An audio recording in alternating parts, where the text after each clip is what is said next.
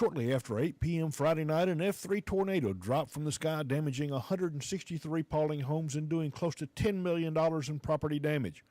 While no injuries were reported, the event brought the community together to render mutual aid. County leaders held a press conference Monday, March 5th to update the community. Here is a portion of that press conference. So what's going on today with the cleanup? Well, we've got different departments out here that are working on different areas of the airport.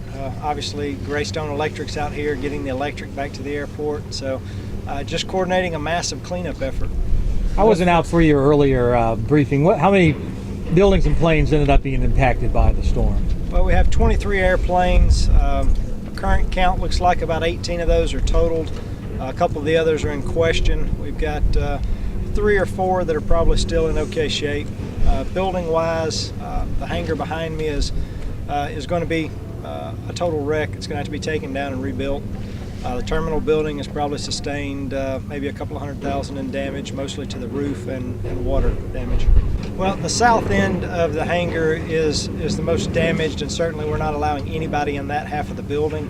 The north end of the building is stable. It's still completely intact. So we are able to go into that end of the building and evaluate some of those aircraft. What's the $5 million? Is that still consistent? The early estimate was roughly $5 million. Of course, it's not a lot of airplanes. Now, the $5 million estimated damage to aircraft, that's probably still a pretty good number at this point. That number, of course, will fluctuate as we're able to get those airplanes out and see whether or not there's actually structural damage to them or not. Estimate on damage to the facility, and what is your timetable for getting planes flying out of here? Damage to the facility estimated at $1.5 million to $2 million. Our goal is to have the runway open by the end of the week so that those aircraft that are not damaged can relocate to another facility while we finish the cleanup. Have the owners of the plane had a chance to come down and take a look at them? Most of them have. I would say 90% of the aircraft owners have been able to take a look at their airplanes and at least do an initial evaluation. Had to be a little bit perturbing. This airport's not very old. No, it's not very old, which has a good and a bad side. The good side is all the facilities are built to current standards, so probably less damage than there would have been if it was an older facility. And of course, the bad side is it's all new, so we're very upset about that. Like, you've had a couple of probably sleepless days to digest what happened here Friday night. Just what kind of thoughts have you been going through your mind in that time? I think the biggest thing is we were just blessed that no one was here. My staff had left about 5:30. The FBO staff had left about 7 o'clock.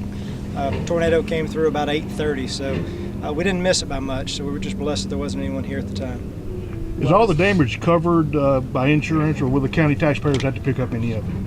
Well, we're still evaluating the insurance coverages. We really haven't taken a look at those until just this morning, so I really can't answer that question completely right now. Do you have any businesses that operate out of the airport normally that would be normally working today? Well, certainly the aircraft that's in the end of this hangar down here is a charter aircraft, and it's usually in and out multiple times a week. So that charter operation is shut down. The fixed base operation here at the airfield, which makes their living off of hangars and fuel cells, they're obviously very negatively affected.